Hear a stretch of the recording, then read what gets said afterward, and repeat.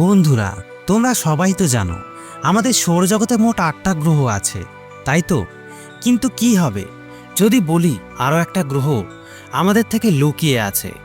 চলো খুঁজে দেখি। বিজ্ঞানীরা বলছেন নেপচুনের থেকেও অনেক দূরে থাকতে পারে একটি বিশাল গ্রহ, যার নাম প্ল্যানেট 9 বা নবম গ্রহ। এটা নাকি আমাদের পৃথিবীর চেয়েও 5 থেকে 10 গুণ বড় হতে পারে। কিন্তু কেউ তো সরাসরি দেখেনি।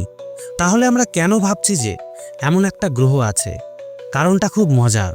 মহাকাশে কিছু ছোট ছোট বরফের টুকরো অদ্ভুতভাবে একসঙ্গে একদিকে হেলে যায়, যেন কোনো বিশাল অদৃশ্য বন্ধু ওদের টানছে। বিজ্ঞানীরা বলছেন সেই অদৃশ্য বন্ধুটা আর কেউ নয়, এই নবম গ্রহ। এর বিশাল টানের ফলেই এই টুকরোগুলো এমন করছে। যদি আমরা এই গ্রহটাকে সত্যি খুঁজে পাই, তাহলে কি হবে জানো?